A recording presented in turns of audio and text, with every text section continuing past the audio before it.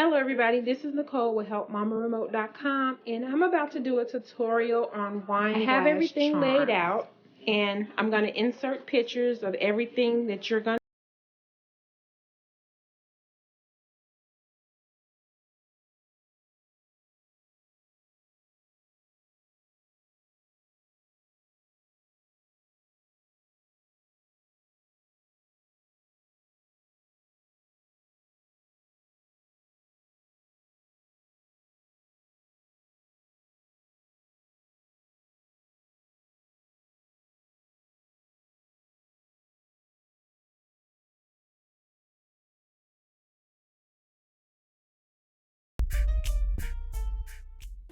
Now, we're going to start first by cutting our 20 gauge wire. I like the 20 gauge wire because it's thick but not too thick, that the beads and things like that don't go on it. But depending on the bead, some beads won't go on it. But it's sturdy enough to give you nice durability and quality. Okay, so you're going to have the 20 gauge wire here. So what I did, these are like a little bit over 4 inches. So I cut, so far I've cut 4, and I wanted to cut one to show you just how I cut it. Pretty much what I do, I just measure it to another one. And take your wire cutter here.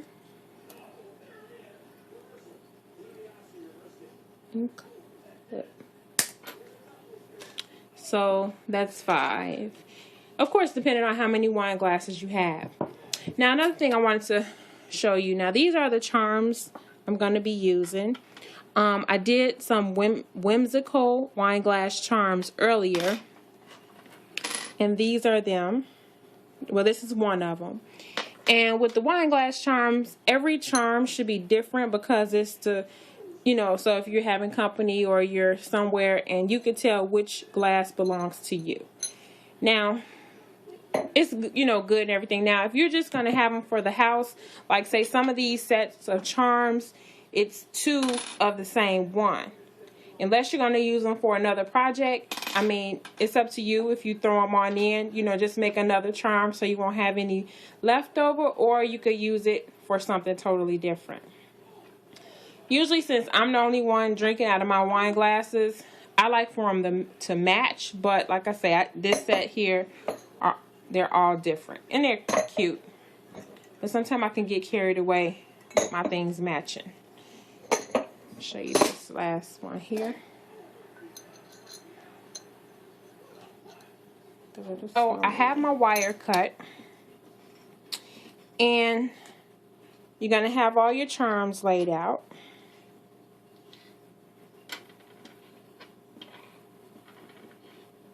So far I have 1, 2, 3, 4, 5 totally different charms. First thing you're going to need is the jump ring. So after we cut our wire, we're going to take the jump ring, and these are real little. Of course, you can get whichever size you want to get. So bear with me, y'all, because I get real clumsy on this step here.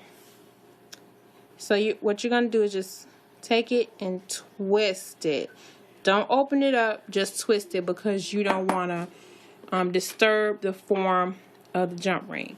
Then I'm going to take my charm and put it on. And the reason I'm using the jump ring on the charm is because the way this is laying, if I just put that on my wire, my charm is going to be sitting up like that. It's not going to be setting right. So let me just open it up a little more. I'm going to put the charm on there. And I'm going to close up my jump ring and just make sure it's closed really nice and tight.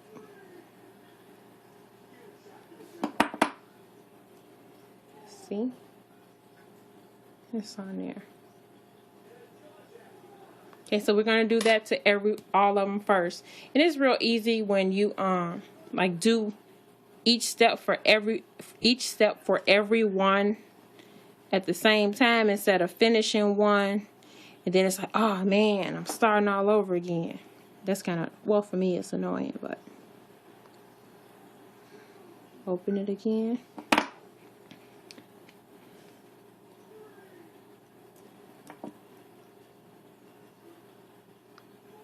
Close it.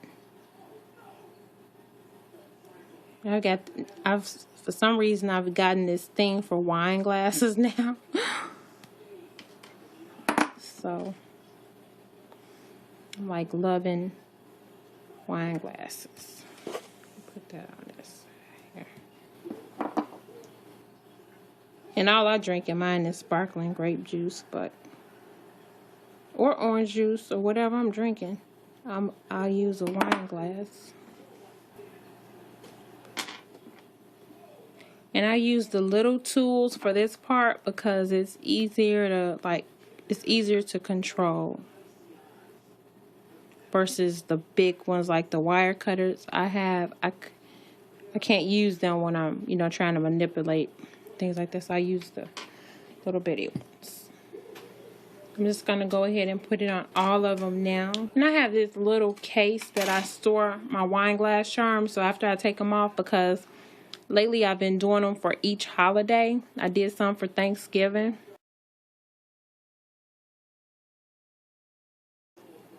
For fall, rather. And I took them off and I put them in. I had this little case that I used to have for candles. These little compartments in them. So you know exactly where your wine glass charms are. They're all in one spot. So for different holidays and occasions, you know exactly where to go and get them. And the items I purchased at one set of charms I purchased at Walmart, and another set I purchased at Joann's Fabric. Joann Fabric seems to have a better selection than Walmart.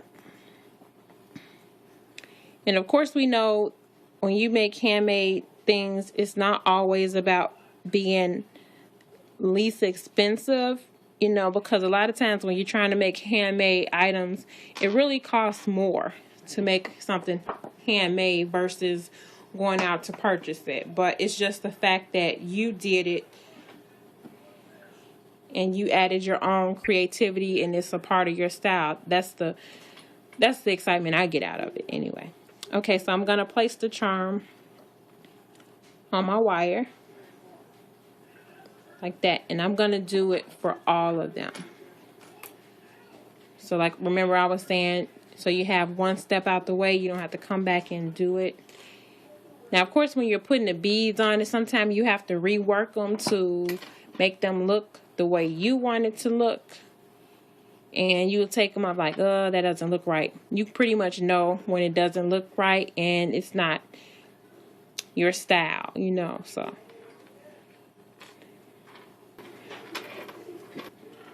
And two, you can always remix them, make something else.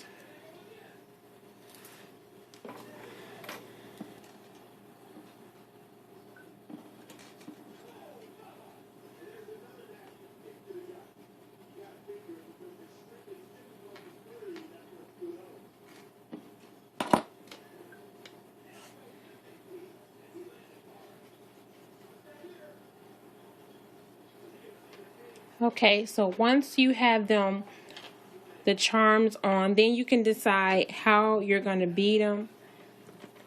Now, as you can see, the whimsical ones, I purchased a set of beads, the large beads, and then these seed beads I placed in with, I don't know if this is called a finding, but I would say like an embellishment.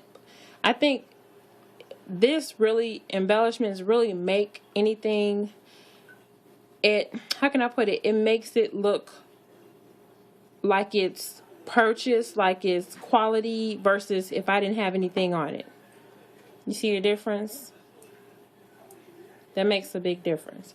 So anyway, so like I say, I have these, but with these that I'm about to do, since the charms are so much classier, elegant, I'm just going to use all the black beads and I guess an embellishment. You could say, I don't know if this is considered a finding too, but just going to use that. So let's see how I work it, because I really don't know how I'm going to do it yet.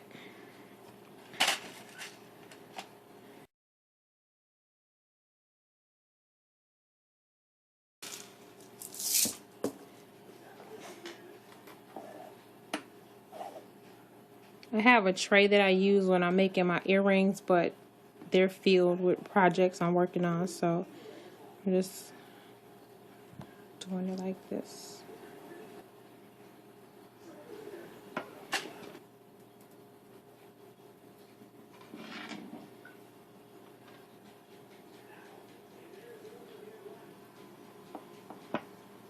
Okay, that's how I'm gonna do that one. Now here's the important part here. Okay, when I get ready to twist, curl the end, I'm gonna use it at the largest section right here at the end. But the first, left, right side, you're gonna twist going back. You're gonna just twist it like that. Still leaving a little bit open, because remember, you have to lock these. Now, the left side, you're going to twist it to the left. So, instead of going back like the other one, I'm going to twist it going toward the left. And another good thing about this, if you don't have large beads, like I don't have large beads on it, this ending here keeps it from sliding off. So, then what you're going to do, you're going to form it. And also, you could even close it on up, and then after you close it up, see, sorry if you can't see, close it up, then form it.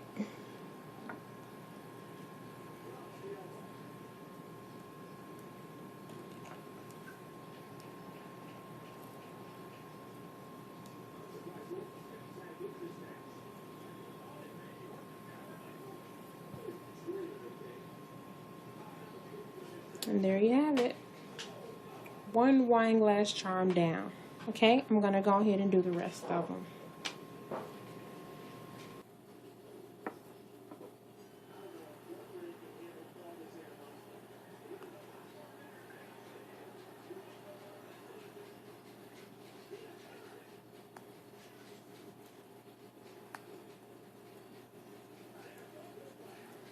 And once they're formed, when you take them loose, it's no problem. You just take it loose. When you're taking it off your glass, and they're still formed, and you put it back on. It's just forming them after you've made it, created them.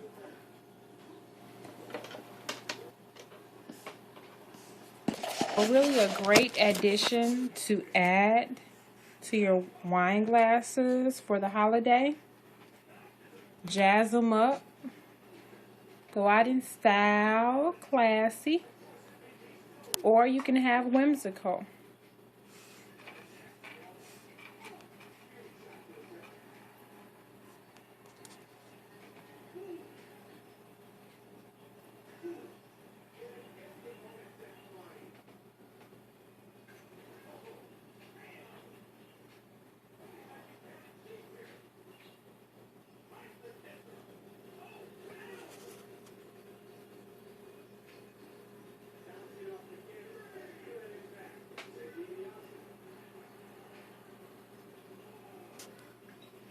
And the time I have on here is like 35 minutes. Of course, I'm going to edit it. So just imagine it'll take you about 30 minutes to make a few wine glass charms, or maybe quicker. All right. Thank you for watching HelpMamaRemote.com.